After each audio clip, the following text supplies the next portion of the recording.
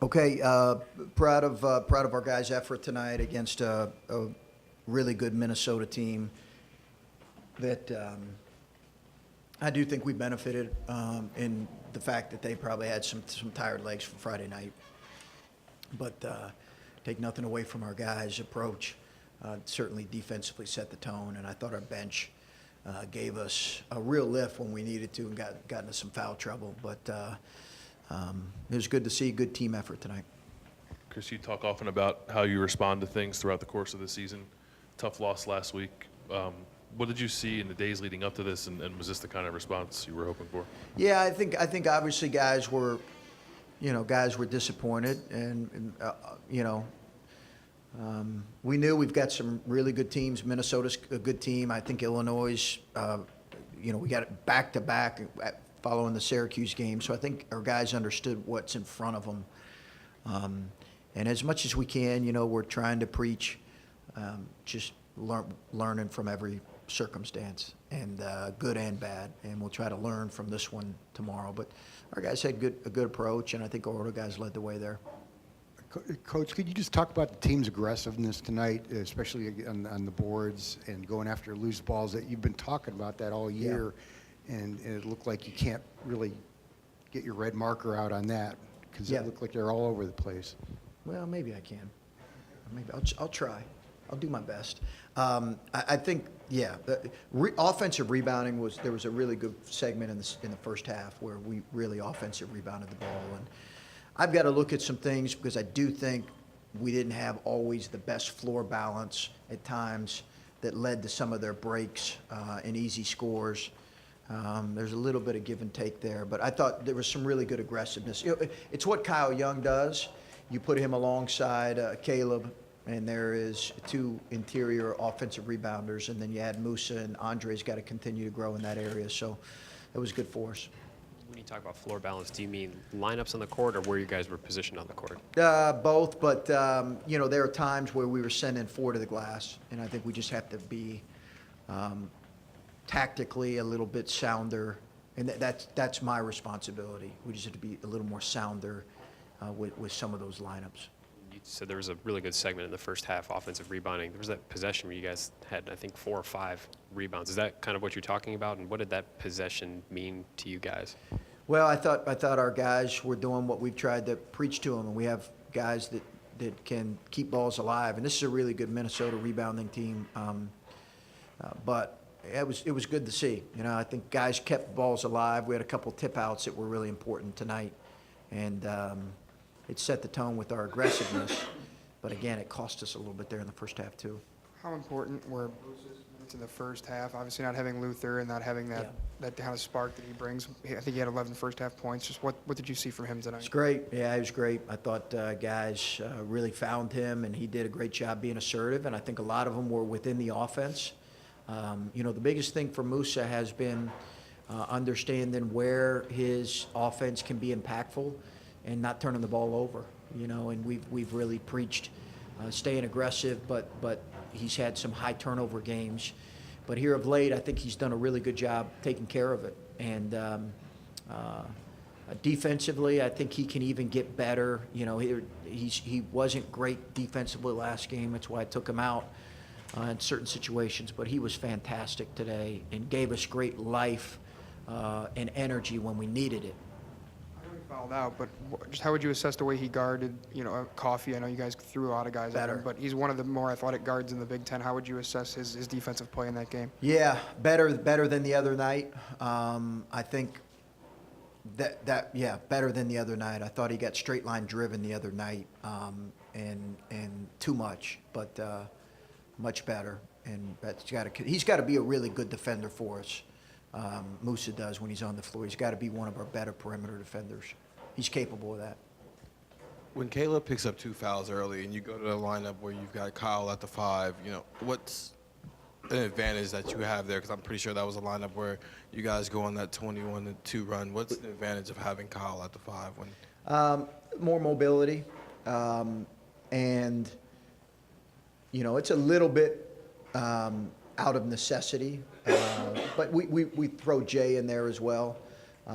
And I've always said there are times where we'll always play kind of power forwards.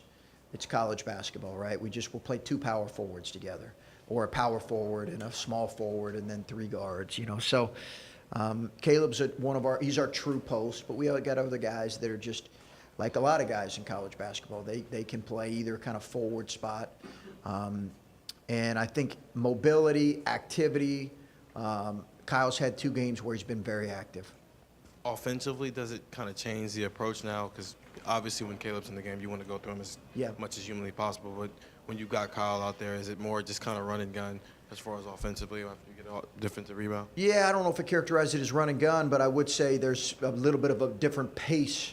You saw it at the end of the Creighton game. It's a little bit of a different pace to our offense when he's in there. And because we do lose some offense when Caleb's not in there for whatever reason, foul trouble or getting the blow or whatever. Chris, how would you assess Luther's defensive coaching in the first half? Luther's? Yeah. How was he trying to coach from the sideline? Oh, you didn't see? You weren't aware? Like, No. He was coaching everybody defensively in the first half. I would assume that He's a you would be beautiful able to kid, miss man. that. He's a beautiful kid. I didn't see it. Yeah, it's coaches. We're all oblivious to everything. I actually walked upstairs and was through the practice arena, and there's a big shoe display, and I guess it's been up for like 3 months. And I pointed to an assistant and said, "Did they just put that up?" And he looked at me like I was an absolute idiot. I guess it had been up for like 3 months. So anyway, I didn't notice it, but that's Luther. He's a beautiful kid.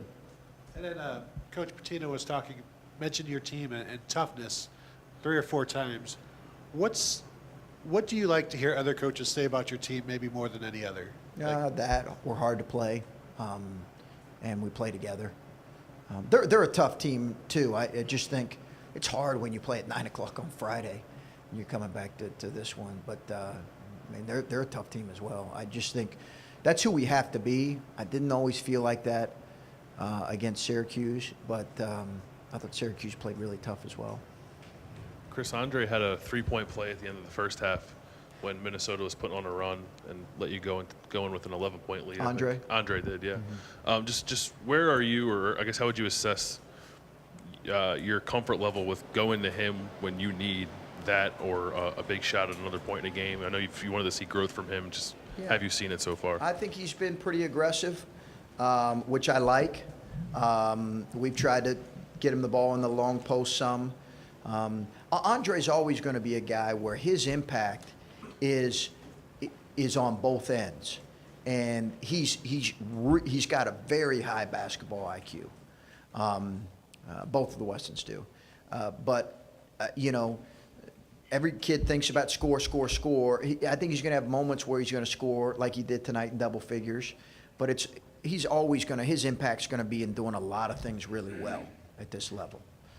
I mean, we're not trying to turn him into Keita because he's not Keita. He's Andre, and he's different. Your 21-2 run, Moussa and Andre had 17 of those points. Is that something you've seen from them before, and is that able to be replicated consistently? No, I've not seen that before. And I'm more than happy to replicate it again if we can, but that's just kind of how the flow of the game went. But no, I mean, we got such a new group. I don't think I've seen that from this group before. Mm-mm. And then do you have any update on Luther? Just progressing. Yeah, just progressing. Luther Muhammad continues to do rehab. I don't have any indication for what Wednesday night's going to be. I mean, we're playing a team that almost beat the number 1 team in the country. Like, they're super physical, and playing them there is going to be a great challenge. I hope, but I'm right now I couldn't say one way or the other. How important, excuse me, how important is it to start league play 1-0 just for confidence and whatnot going forward? I think that's very important. It's also very important to get the ones you can at home.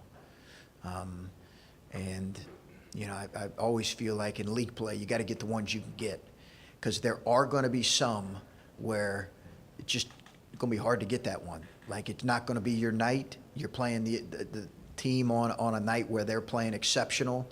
They're playing their best. Like, you're not going to be able to get that one. That happens in league play, and it happens to a variety of times based on your ability. So the ones you can get, you got to get, and that's why it was important. Obviously, it's a little strange because of how the schedule's been the last 2 years, playing these 2 games earlier on. But do you make sure the guys know, hey, this is Big Ten now? This isn't non-conference anymore? Oh yeah, yeah. I had the older guys talk to the younger guys about the difference between Big Ten play or league play and non-league play.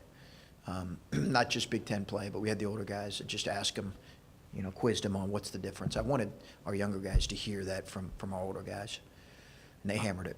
How much of a focus was three-point defense tonight, especially with keeping them for 0 for 13? 22 was the guy that I think he's a terrific player, terrific young shooter. The guys will tell you he was one of the stars of our scouting report. I thought we had good awareness of him, really good awareness of him. Talked about being able to get contributions from a lot of different guys. Joey Lane in the first half. Yeah. I think it's the first time in his career. Is that something he's shown you in practice? Is that a result of Luther's injury or what? A little bit of both. We had talked about, as a staff, potentially playing him in the first half for a minute or two. He's been good in practice. Dude just cares about Ohio State winning, and something to be said for that. Is it something with his defense? Does he bring you something on the defensive end? No. No? I mean, I don't know how else to say that. We needed it. We were in foul trouble. He was ready, but it was not a defensive substitution. Necessitated because of his defensive ability, more foul trouble. Yeah, I do have one last thing. So there's a few things I don't understand in life. I don't understand why airlines overbook their flights when they know how many seats they have. I do not understand that. I don't understand how Rocky III never got an Academy Award nomination. It's a heck of a movie. It's a fine film. And I can't for the life of me understand how we are number 6 in the final college football playoff ranking. I don't get it. I'm out.